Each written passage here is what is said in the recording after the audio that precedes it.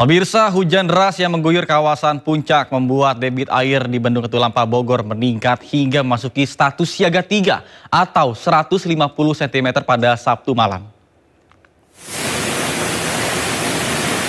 Bendung Katulampa sejak Sabtu malam berstatus siaga 3 di mana ketinggian air mencapai 150 cm. Petugas berkoordinasi dengan penjaga pintu air lainnya di Depok, Manggarai, Jakarta untuk mewaspadai kiriman air.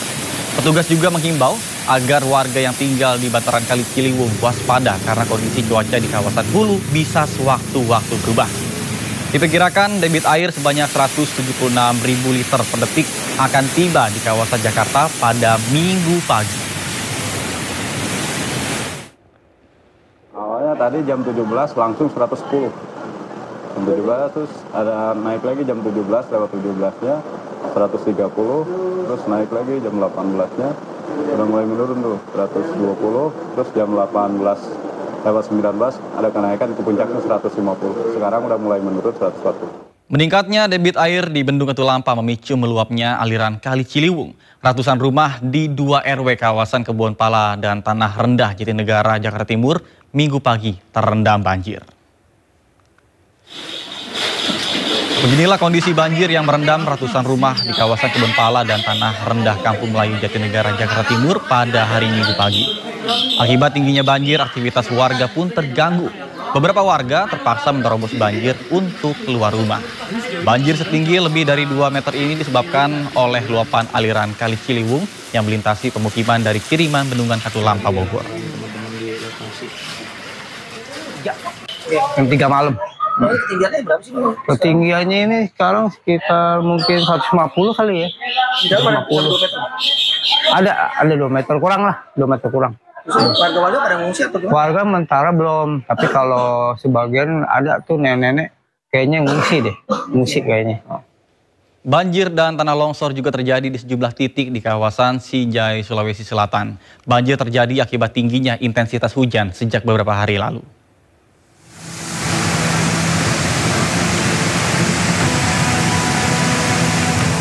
Curah hujan yang cukup tinggi di Kabupaten Sinjai, Sulawesi Selatan mengakibatkan banjir dan tanah longsor di sejumlah titik di 3 kecamatan. Di Kecamatan Sinjai Tengah, di Dusun Baru Gai, Desa Kompang, banjir disertai tanah longsor menutupi badan jalan hingga membuat jalan poros Sinjai Malino, Kabupaten Goa tidak dapat diakses.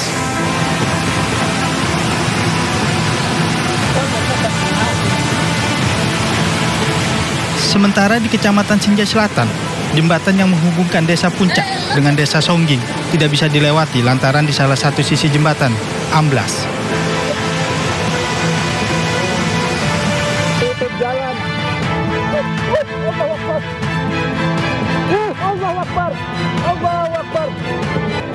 Longsor juga terjadi di perbatasan Desa Bonto Lempangan, Desa Arabika di Kecamatan Sinjai Barat. Sebuah rumah panggung ambruk dan tiang listrik tumbang hingga menutupi jalan. Banjir disertai longsor terjadi akibat tingginya intensitas hujan yang terjadi sejak beberapa hari lalu. Dari Kabupaten Sinjai, Sulawesi Selatan, Bulan Sri Indramaya, iNews melaporkan. Informasi lainnya pemirsa, sejumlah alat keselamatan dan barang-barang diduga milik penumpang Tunu Pratama ditemukan tim SAR gabungan. Penemuan barang didata di posko pengaduan orang hilang.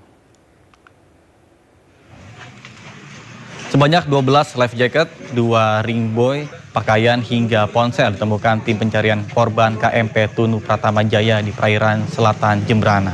Selanjutnya, tim Inafis Polres Jembrana mengidentifikasi seluruh barang-barang temuan. Selain mengidentifikasi seluruh barang-barang temuan, posko pengaduan orang hilang di RSU Negara juga menerima 19 laporan masyarakat yang mengaku kehilangan keluarga.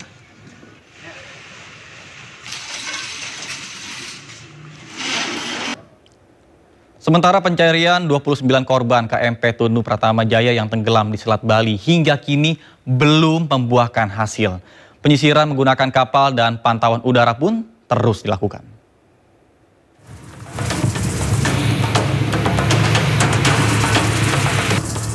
Memasuki hari ketiga, pencarian terhadap 29 penumpang kapal motor Tunu Pratama Jaya yang tenggelam di Selat Bali terus dilakukan.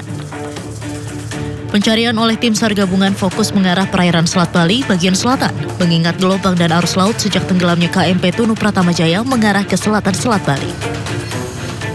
Sebanyak 14 armada kapal dikerahkan untuk melakukan penyisiran sejauh 12 mil dari lokasi titik perkiraan tenggelamnya KMP Tunu Pratamajaya. 2 armada dikerahkan, diantaranya adalah KRI Tongkol dan KRI Teluk Ende. 3 heli juga telah melakukan pemantauan dari udara, namun belum berhasil menemukan tanda-tanda dalam bentuk barang atau puing dari KMP Tunu Pratamajaya. Sebelumnya KMP Tunu Pratamajaya tenggelam di Selat Bali dengan membawa 53 penumpang, 12 ABK dan mengangkut 22 kendaraan. Pada hari pertama sebanyak 30 penumpang berhasil dievakuasi dalam keadaan selamat dan 6 penumpang telah meninggal dunia. Kini menyisakan 29 penumpang yang masih dalam pencarian tim SAR gabungan. Dari Banyuwangi, Jawa Timur, Eris Utomo, Anyus melaporkan. 29 orang masih dinyatakan hilang pasca tenggelamnya KMP Tunu Pratamajaya di Selat Bali. Keluarga korban berharap anggota keluarganya cepat ditemukan. Bahkan kesedihan pun memancar dari raut wajah mereka.